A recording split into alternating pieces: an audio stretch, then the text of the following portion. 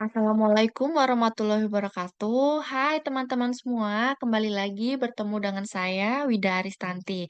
Nah, pada kesempatan kali ini saya akan menjelaskan kembali terkait klasifikasi jabatan pemimpin di dalam organisasi.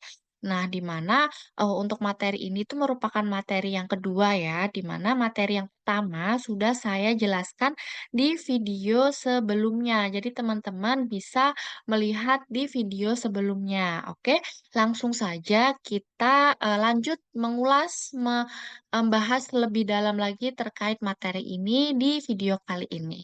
Yuk.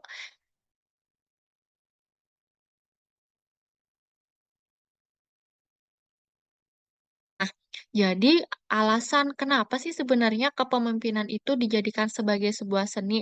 Yang pertama, intuisi dan ketajaman insting. Jadi, seorang pemimpin harus memiliki intuisi dan ketajaman insting. Pemimpin harus bisa melihat apa ya yang kondisi-kondisi apa. Bahasa lainnya, pemimpin harus peka nih terhadap kondisi yang terjadi di organisasi tersebut gitu. Pemimpin harus bisa melihat apa tantangan ke depan, apa yang sedang terjadi, dan bagaimana pemimpin harus memutuskan atau mengambil keputusan untuk menyelesaikan permasalahan tersebut.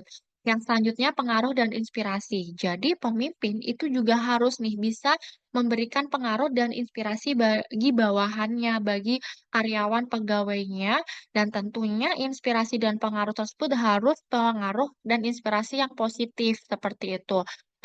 Pemimpin yang kaku, tidak fleksibel, tidak eh, tidak mudah untuk masuk ke dalam, apa ya, lingkungan pegawainya tentu akan lebih sulit untuk mempengaruhi karyawan-karyawannya. Jadi di sini pemimpin juga harus bisa menempatkan dirinya, ketika pemimpin ingin memberikan inspirasi, dia berhadapan dengan karyawan yang tipe seperti apa, karakternya seperti apa, gitu. Bukan bermuka dua ya, tapi lebih kepada pemimpin harus bisa menyesuaikan aja gitu, harus tidak kaku. Jadi harus bisa bermain seni untuk, memainkan perannya sebagai pemimpin, seperti itu. Selanjutnya penyesuaian dengan konteks dan situasi.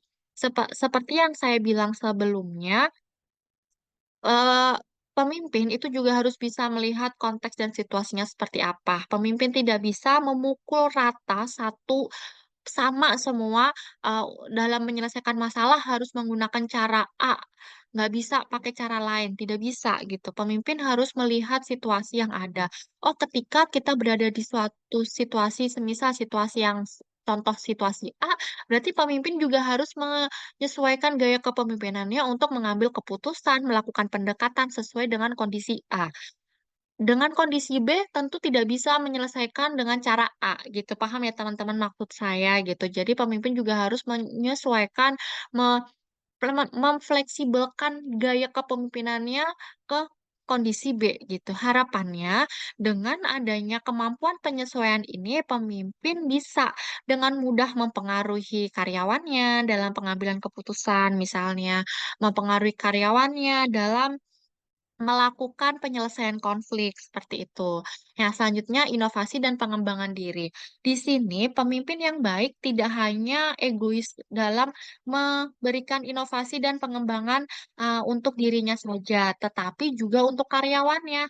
Pemimpin yang baik, pemimpin yang bijak juga harus memperjuangkan pengembangan-pengembangan diri yang ada pada karyawannya agar yang pertama, karyawannya juga belajar, karyawannya juga, bisa mendapat kesempatan untuk me-upgrade dirinya.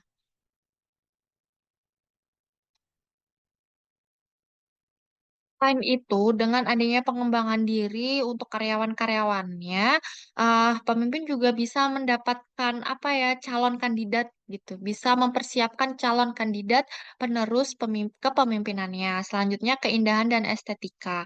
Jadi, pemimpin yang baik juga harus memperhatikan bagaimana keindahan atau estetika, kebaikan atau keselarasan yang terjadi di dalam organisasinya. Pemimpin yang baik, yang bijak juga harus memperhatikan keselarasan dalam komunikasi, keharmonisan dalam berkoordinasi, bekerja sama satu sama lain, agar tidak mudah terjadi konflik antara pegawai karyawan satu dengan yang lainnya, seperti itu. Yang selanjutnya terkait alasan mengapa kepemimpinan itu menjadi sebuah ilmu. Yang pertama, memiliki prinsip-prinsip yang dijadikan sebagai landasan teori. Yang kedua, telah tersusun secara sistematis. Yang tiga adalah sebagai hasil penelitian yang diperoleh dari kajian ilmiah. Jadi kita juga ketahui bahwa kepemimpinan itu juga bisa dilakukan penelitian gitu. Itu menunjukkan bahwa keberadaan kepemimpinan itu juga, bukan hanya sebagai seni tapi juga sebagai ilmu, dapat dipelajari dan diajarkan. Kita tahu teman-teman bahwa kepemimpinan itu juga menjadi salah satu, mata kuliah yang ada di perguruan tinggi. Hal itu menunjukkan apa? Bahwa kepemimpinan itu bisa loh dipelajari, bisa loh diajarkan gitu. Itu bagaimana itu merupakan ciri dari sebuah ilmu. Memiliki norma-norma yang dapat dijadikan sebagai acuan dalam penerapan kehidupan sehari-hari. Ah, Selanjutnya merupakan gejala sosial manusia, kepemimpinan yang dapat digunakan untuk meramalkan gejala pemimpin tersebut, dapat digunakan sebagai mata kuliah yang dipelajari oleh mahasiswa dan memiliki nilai yang objektif.